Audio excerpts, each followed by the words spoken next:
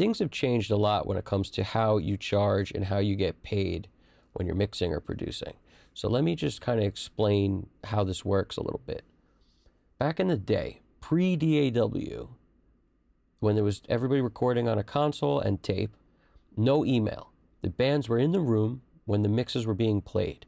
And what this usually meant was, I don't mean even played, I mean when the mixes were happening, the band was around. So therefore they'd be able to see how long things took, but more importantly, because there's no automation, you only got two hands as the producer. He would call in the rest of the band to be able to grab faders to make mixes happen and have automation in the best way they could. And human psychology comes right into play, like always in music. They never put the guy whose instruments needed to be ridden on their own instruments. So you basically have a guitarist riding the bass faders, you'd have the bassist riding the drum faders, and therein lies our beautiful human psychology that always has to play in, because if you don't, the incentive's in the wrong place for the guy to do it right.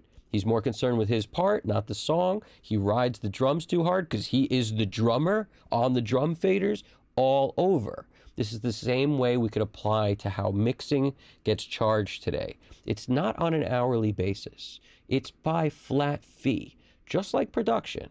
It's on a flat fee. If you produce an album for somebody or you produce a song, it's going to be flat fee.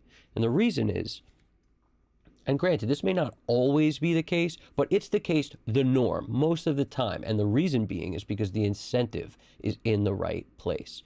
If you have a situation where it's in the mixer's interest to take forever because he's getting paid by the hour, then he'll take forever. If it's in the producer's interest to take forever because he's getting paid by the hour to produce, then the freaking thing will go on forever. If it's in the producer's interest to get done quickly so he can then move on to another project and then get another project and keep going, then it's in his interest to work quickly. But also keep in mind, he's got to produce great work or he won't get hired again. So the goal here is flat fees in this respect keep everybody honest. They make it where the band, first of all, doesn't have to be standing over the guy who's working. It doesn't also make any sense because it would be actually a penalty to the guy who's so good that he can get it done quick. That becomes a penalty. That doesn't make any sense. If the incentive doesn't make any sense, nothing's going to work. This is in every job there is. That's why when people are slacking off and not doing anything, it's because the incentive's not in the right place. It's the same. I used to do real estate. I've mentioned it's the same thing with sales.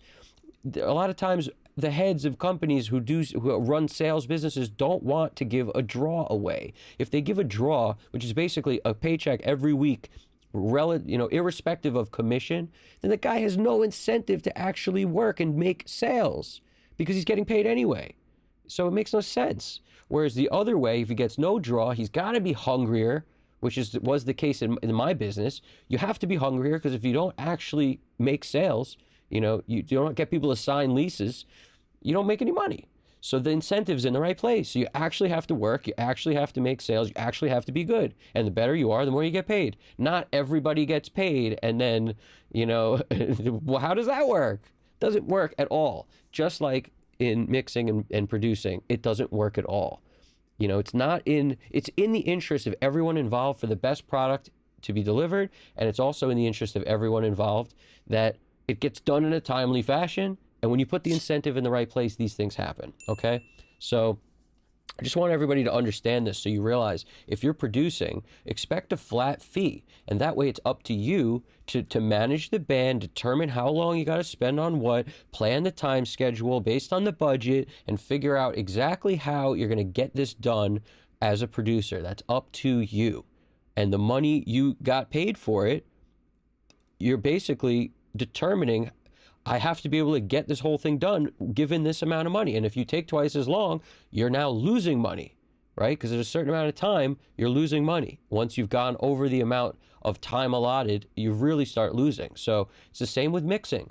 If it takes you 4 times as long to mix a song, the artist may not care, but you may be losing money because you can't work on other songs. So the concept is you have to be good. If you're good, then you can budget the time based on the money and you charge the amount of money for the amount of time it's going to take, and then everything works out. Where this starts to fall apart is with people who aren't good or people who aren't able to manage their time, which is why that better mixes less time video is so important. Because if you expect to be on the pro level at any point, you might as well start pushing yourself to get there now. There's no point in swinging a bat at the plate that weighs nothing like a feather if you got to pick up a heavy bat when you actually get to the plate. What's the point of doing that? Makes no sense. That's why they swing 2 bats before they get there, then they drop one, and then bam, they can hit it out of the park. That's the whole concept here. It applies in sports, it applies in everything in life. You train for what you're going to do. And if you're trying to do this on any level that's actually successful, you got to budget your time. The idea of focusing on every little detail that doesn't matter will start to hurt you as soon as you start getting paid. It's way less painful on your own stuff, but you're not looking at the real pain. The real pain is that you're not getting better because you're not finishing this song and being able to do another one and being able to do another one. In those 3 songs, you may have learned 3 times as many things. So you'll be getting 3 times as good as the guy who's on one song forever, stressing about everything. So that's, for me, the big, light bulb moment, is that it's not just about, being great. It's about being great and keeping it moving. Because if you don't keep it moving, you won't actually keep getting better. And you have to stay ahead of the curve. You have to. All right? I'm learning every day. And I'm learning every day because I am forcing myself to learn every day. It's a constant wave, constant perpetual motion. As soon as you stop moving, you start dying. And that's a real thing. That's why exercise is also extremely important. Because when you do that, your brain says, I got to keep it moving. We're doing stuff. I got to keep it moving. Whereas as soon as you start doing nothing and you stop exercising, your brain says, all right, well, might as well just pack it in. We don't need the energy anyway. And it starts preparing to die, is what it starts doing. If you got this, do me a favor. Throw the incentive right over there in the comment section because it helps a lot. Propels this channel forward, perpetual motion.